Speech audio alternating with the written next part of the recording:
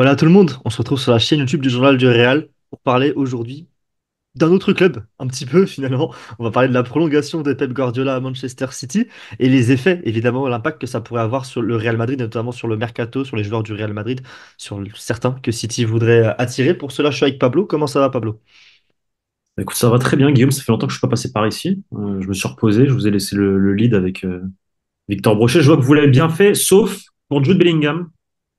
Vous avez osé dire que Thomas Tuchel ou je sais pas comment tu le prononces, mais était le coach, du coup, avait été le coach là, durant cette trêve internationale de l'Angleterre. Or, il arrive en janvier. Et je tiens à dire à tout le monde que c'est de ma faute. Parce que c'est moi qui ai dit à mes gars que là, on a vu un autre visage concernant Jude Bellingham durant cette trêve internationale. Maintenant, où est la faute de Méga? Bah, c'est de ne pas avoir été vérifié que le chef disait des conneries ou non. Voilà. Que, Oui, ils ont suivi. En gros, on est si tout je leur aussi dis, coupable là, hein. en gros, si je leur dis, faut se jeter de votre fenêtre du quatrième étage, ils vont le faire. Ils vont même pas vérifier si à la fin ils meurent ou pas. Ils le feront les yeux fermés. Voilà. Et Jusqu'à où donc, ils me croient, hein. C'est pour te dire jusqu'à où ils me croient. Et donc, toutes nos excuses à l'Irlandais Lee Carsley, qui a été l'intérimaire pendant ces deux matchs, pendant cette trêve. D'ailleurs, Bellingham a mis une story pour le remercier. Et en voyant la réaction aussi de Jack Grealish, on a l'impression qu'ils étaient pris en otage par Southgate avant, vu les réactions positives qu'il y a eu par rapport au l'intérim de deux matchs de Lee Carsley. Et Thomas Tuchel prendra ses fonctions en janvier 2025. Désolé pour cette petite erreur et donc ce petit erratum en début de vidéo. Maintenant, on Du coup, va parler bah, de. la transition est toute faite avec Pep Guardiola, j'ai envie de te dire, parce que Pep Guardiola avait été sondé par l'Angleterre pour récupérer la sélection. Finalement, c'est Tuchel qui va être le sélectionneur. Hier, The Athletic annonce donc que Guardiola va signer une prolongation de contrat 1+1.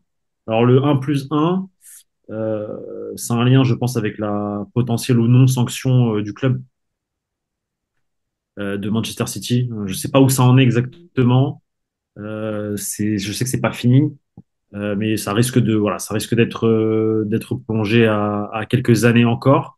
D'où le 1+1. Ça veut dire que là, il prolonge un an avec cette fenêtre de tir du +1 au cas où si City est sanctionné à partir de l'année prochaine pour l'année suivante, là, il pourrait quitter le club s'il en a envie. Et si City n'est pas sanctionné, il peut parfaitement prolonger d'une année en plus avec son option. Moi, je pense que c'est ça un peu Ouais, il y a le- clairement un lien dans tous les cas avec ce contexte. Il faut se rappeler que City fait face à 115 charges différentes de triche au vu du fair play financier pour globaliser un petit peu le truc. C'est toujours en investigation. Il n'y a toujours pas de date de procès ou de décision qui sont données. Donc voilà, Manchester City s'assure d'avoir Pep Guardiola pour la saison prochaine. Normalement, il n'y aura pas le temps, dans tous les cas, de administrativement reléguer Manchester City ou punir Manchester City d'ici la fin de cette saison-là. Donc ça paraît Surtout qu'il y assez aura un logique de appel. s'aligner comme ça et de laisser le choix à Guardiola de pouvoir poursuivre ensuite pour 2027. C'est surtout il y aura un appel de la part de Manchester City que ça va prendre encore Dans plus tous de les temps. cas, Donc, oui, bien sûr, bien sûr. ça prolonge d'un an et demi en plus, quoi. Donc, en fait, c'est pour ça qu'il prolonge un plus.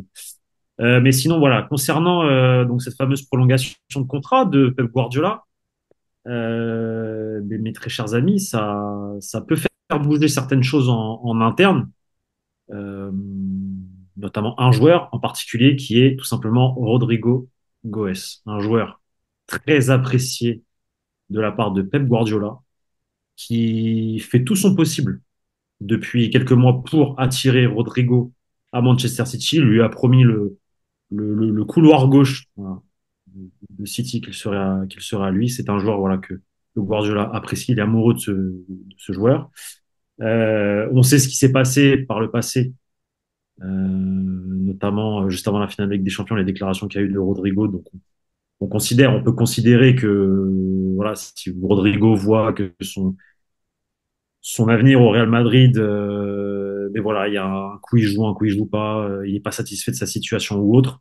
Alors, on peut penser qu'à un moment donné, Rodrigo demandera un transfert au regard voilà, de sa situation. Moi, je pense que ça va être un dossier à suivre à partir de l'été 2025, surtout qu'il y a il y a un autre élément, c'est que à mon avis, le Real Madrid va avoir besoin de vendre l'été prochain. Et où est-ce que tu peux te faire de l'argent à l'instant T? C'est Rodrigo ou un Tchouaméni. Encore Tchouaméni, à voir s'il décide réellement de le vendre, si les volontés du club de vendre Tchouaméni sont réellement vraies. C'est le... Je sais qu'il déçoit certaines personnes en interne, Tchouaméni, mais je garde confiance envers le joueur. Je pense qu'il est capable de retourner la situation. Ouais, c'est clairement pas acté, hein, que ce soit Tchouaméni ou Rodrigo, ça reste à aller au niveau de rumeurs, d'impressions, de sensations, même si l'intérêt de City a l'air d'être très sérieux. Bah, en Si fait, le Real moi, a... ce qui posait problème jusqu'à présent, vraiment, c'était ça. C'était cette problématique. Est-ce que Guardiola allait rester ou non? Si Guardiola partait, l'intérêt de City tombait à l'eau. Voilà. Maintenant, il reste.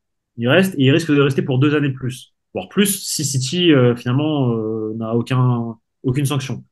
Donc, et c'est le principal responsable d'une potentielle arrivée de Rodrigo à City, Guardiola, parce que c'est vraiment lui qui le veut. Ça, je peux vous le garantir, c'est selon, voilà, selon ce que je sais, selon ce que j'ai pu apprendre durant ces derniers mois. Pep Guardiola veut absolument Rodrigo. Donc, à voir ce qui se passera. Et le Real peut, même je dirais, va avoir besoin à un moment donné de vendre, de liquidité. Et je pense que la valeur marchande de Rodrigo est plus qu'intéressante et tu peux tirer un beau plus de, je sais pas moi, 120 millions, peut-être 120, 130 millions pour le joueur, je pense. Moi, je suis assez d'accord, hein. Je pense que ça dépassera dans tous les cas les 100 millions. À voir ensuite comment ce sera, comment la fin se fera avec le Real Madrid, si ça a lieu. Est-ce que le joueur sera déjà un peu. Tu sais, si un joueur boude ou quoi, ça peut faire baisser le prix si le joueur a des déclarations Ouais, publiques et tout ça. c'est vrai. À voir comment les choses sont gérées avec le Pas Real Madrid. comment. Je le dis, le Real a besoin de liquidité. Il y a des choses avec le stade qui se passent mal, avec la fin de la construction du stade, notamment un parking où les travaux avaient été commencés et ça a été annulé, si je dis pas de bêtises. Il y a aussi les problèmes d'insonorisation du stade et ça va coûter beaucoup plus d'argent que prévu au Real Madrid. Et le seul secteur dans ton équipe actuelle, dans la construction de l'effectif actuel, où tu peux te permettre de vendre un joueur sans avoir un effectif complètement à sec, c'est l'attaque, clairement. Et donc, voilà, il y a un choix à faire. On voit Arda Güler et Hendrik avec des rumeurs de prêt autour d'eux parce que potentiellement, ils jouent pas assez et ils aimeraient pouvoir jouer plus ailleurs. Et bah, si tu fais partir Rodrigo, au moins tu sens qu'il y a peut-être un homme en trop finalement sur le fond de l'attaque. Et peut-être que ce sera un départ de Rodrigo qui solutionnera ça. On verra. Moi, personnellement, c'est un joueur pour lequel j'ai beaucoup d'estime et que je trouve absolument excellent. Et je pense que ce serait une erreur pour le Real Madrid de le laisser partir. Maintenant, vu comment l'effectif est construit, ça peut peut-être faire sens. Il faut voir par qui il est remplacé, par comment tu animes ensuite ton attaque, parce que c'est sûr que Vinicius, Mbappé et Rodrigo, tu as quand même trois profils peut-être un petit peu trop similaires. Mais je trouve que Rodrigo a un trop gros talent pour le laisser le vendre, parce que je pense qu'il sera l'un des meilleurs joueurs du monde, en fait, quand il sera parti du Real et qu'il aura son attaque à lui. À voir comment ensuite il assumera la pression d'être justement la star d'une équipe. Parce que moi, ça reste quand même un joueur en qui j'ai des doutes quant à sa personnalité, je dirais. C'est un crack, c'est un super joueur de football. Il fait des différences, il a été important dans des matchs importants au Real Madrid, mais ça n'a jamais été la star du Real, donc forcément, il n'avait pas cette pression, une pression que peut avoir par exemple un Vinicius Junior et qu'il a assumé grandement. Moi, je reste sur mes gardes par rapport à ça. Maintenant, c'est clair que s'il va à City, ce sera la star numéro une. Euh, mais ouais, je pense que cette prolongation finalement de Pep Guardiola euh, il y a un lien avec le Real Madrid, et notamment avec ce joueur-là, mais aussi avec un autre joueur. Alors, on n'y est pas et il n'y a rien pour le moment et il se disait même qu'il allait prolonger. Mais là, avec la prolongation de Guardiola, je suis pas tant sûr de ça. À voir, on verra ce qui se passera dans les prochaines semaines, mais c'est Erling Haaland. Erling Haaland, alors moi, il y aurait, enfin, d'un point de vue structurel, de construction d'effectifs, je comprendrais pas l'arrivée d'Erling Haaland parce que finalement, c'est pas réellement dans ce secteur-là du front de l'attaque que tu as besoin d'un joueur. Tu as besoin d'un ailier droit finalement si tu vends Rodrigo. Maintenant, ça reste un joueur que le Real Madrid apprécie, aimerait aller chercher.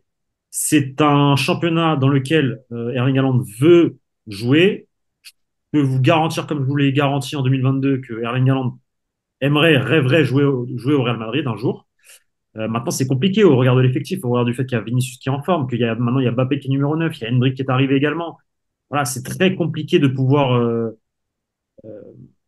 comment dire, On ajouter trouve ce faire sa joueur à cette place. Ouais. équipe-là. Voilà. Imaginez Haaland en fait dans Mais, cette attaque. mais dans le football, on ne sait jamais ce qui peut arriver. Et le fait justement de vendre Rodrigo, tu peux potentiellement, voilà. Et autre chose importante, c'est que ça, je peux vous le garantir également.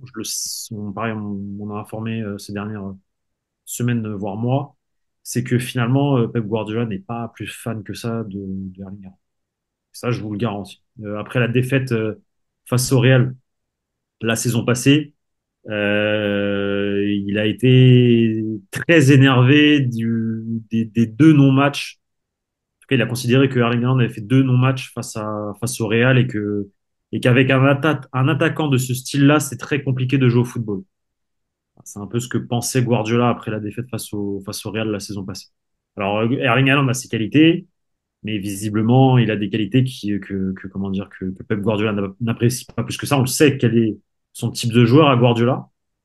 Euh, Rodrigo en fait clairement partie d'ailleurs hein, au passage. Hein. Moi, exactement, pour moi, Rodrigo dans les mains exactement. de Guardiola, d'un point de vue purement football, ça va être incroyable.